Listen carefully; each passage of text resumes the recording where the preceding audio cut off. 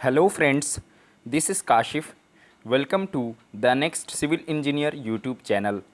दोस्तों, आज हम लोग एक और सब्जेक्ट रिवीजन सीरीज़ में ऐड कर रहे हैं जो कि बहुत ही बेसिक सब्जेक्ट है। और बेसिक नॉलेज कोई भी आगे आरसीसी या फिर स्टील स्ट्रक्चर्स इस तरह के सब्जेक्ट को पढ़ने के लिए या फिर डिज़ाइन ऑफ स्टील स्ट्रक्चर्स हमें स्ट्रेंथ ऑफ मटेरियल्स यानी सोम का नॉलेज होना बहुत ज़रूरी है। बेसिक सब्जेक्ट है, इसलिए हम लोग इसका रिवीजन यहाँ स्टार्ट करेंगे आज। आइए सबसे पहला chapter simple stress and strain discuss करते हैं। इसमें हम लोग important terminologies, important definitions and most importantly formulas, जो भी फॉर्मूले यूज़ होते हैं हमारे न्यूमेरिकल्स को सॉल्व करने में, GATE exam point of view से ये डिस्कशन रहेगा। हमारा जो भी सीरीज़ है ये गेट एस्पिरेंट्स के लिए the next civil engineer YouTube channel पे ये fully dedicated to GATE exam preparation है। अगर आप चैनल पे नए हैं तो प्लीज़ वीडियोस को लाइक कीजिएगा और चैनल को सब्सक्राइब कीजिए, as well as please share the videos in your friend circle civil engineering groups so that the videos can reach to maximum people or aspirants और उनकी हेल्प हो सके।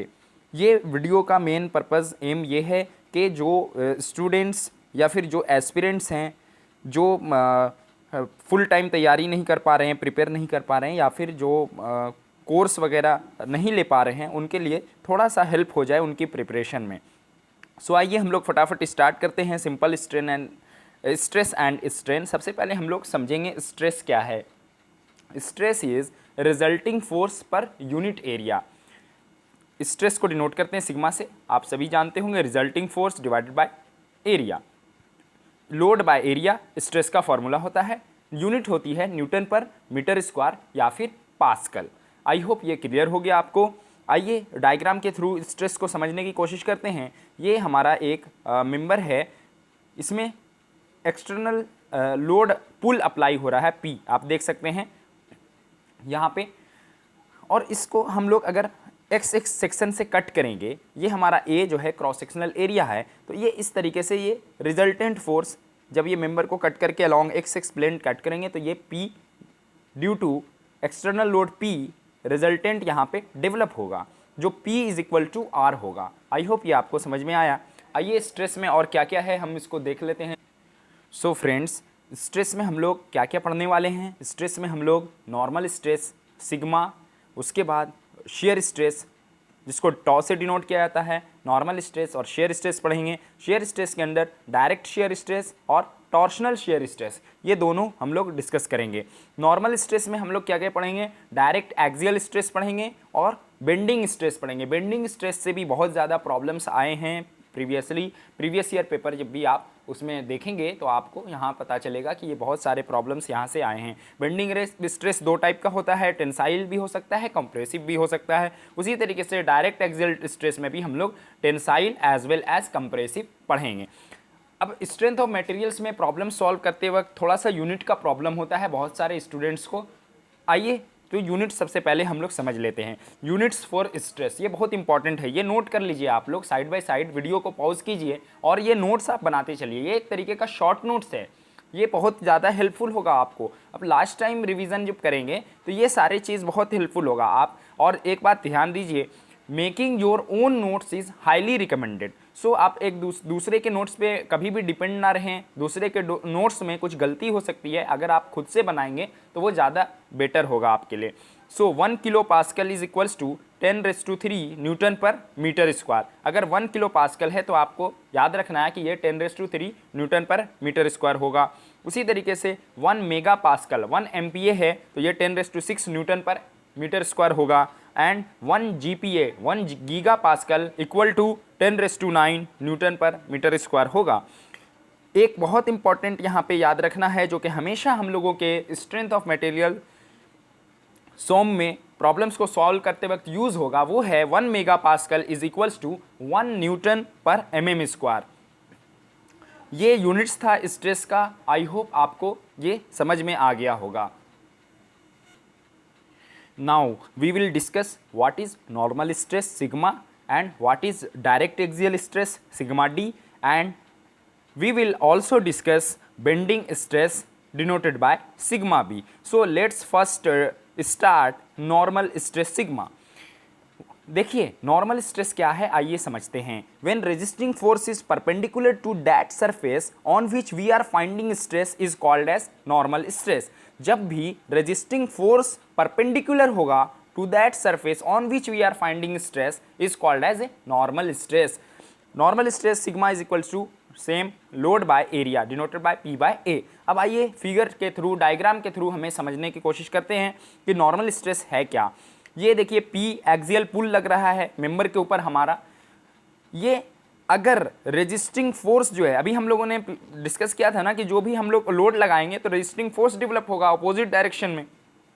तो अगर रेजिस्टिंग फोर्स परपेंडिकुलर है to that surface on which we are finding stress, then that type of stress is called as normal stress. I hope this point is clear to you. आप यहाँ figure में देख सकते हैं ये X X plane था, suppose that इसके along हम लोगों ने देखा P अप्लाई, पुल अप्लाई किया 90 डिग्री पे, ये रिजल्टेंट अगर हो रहा है तो ऐसे स्ट्रेस जो इंड्यूस होगा मेंबर के अंदर उसको हम लोग नॉर्मल स्ट्रेस बोलेंगे. नेक्स्ट है हमारा डायरेक्ट एक्सियल स्ट्रेस, जिसको हम लोग बोलते हैं सिग्मा डी.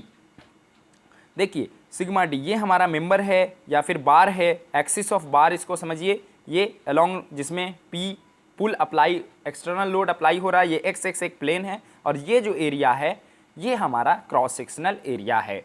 तो direct sigma D direct stress कैसे हम लोग निकालेंगे, same P by A load by area. आइए बेंडिंग स्ट्रेस देख लेते हैं. बेंडिंग स्ट्रेस कैसे निकालेंगे हम लोग. बेंडिंग स्ट्रेस के लिए ये इस तरीके से मेंबर हमारा बेंड होगा, इसमें हम लोग एक्स एक्स एक्स प्लेन ले लेते हैं और ये जो ऊपर टॉप वाली जो है ये ए पॉइंट यहाँ पे कंसिडर करेंगे अलोंग प्लेन एक्स एक्स, ये मिडिल वाले पॉइंट को सी एंड लास्ट बॉटम वाले पॉइंट को बी. ये जो डॉट डॉट है ये न्यूट्रल एक्सिस है या फिर न्यूट्रल लेयर भी बोल सकते हैं आप इसको. अब देखिए जो सिग्मा ए होगा, सिग्मा ए वो बराबर होगा सिग्मा बी के. Sigma A is equal to sigma B और इसका फॉर्मूला क्या हो जाएगा, M by I into Y. और सिग्मा सी सेंटर पे न्यूट्रल एक्सिस या फिर न्यूट्रल लेयर पे जो बेंडिंग स्ट्रेस की वैल्यू होगी that is sigma C is equals to 0. ये आपको क्लियर हो गया होगा.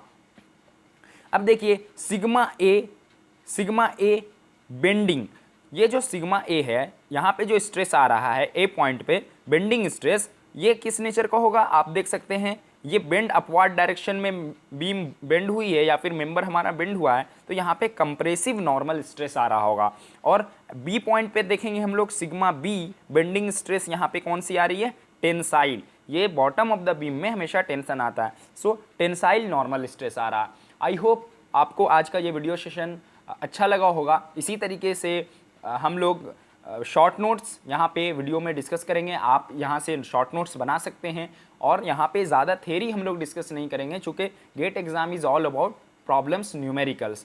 The next civil engineer YouTube channel पे already geotechnical engineering as well as environmental engineering की बहुत सारी वीडियोज़ अपलोडेड हैं. अगर आप वहाँ से चाहें तो नोट्स बना सकते हैं, रिवाइज कर सकते हैं. Definitely it will help you.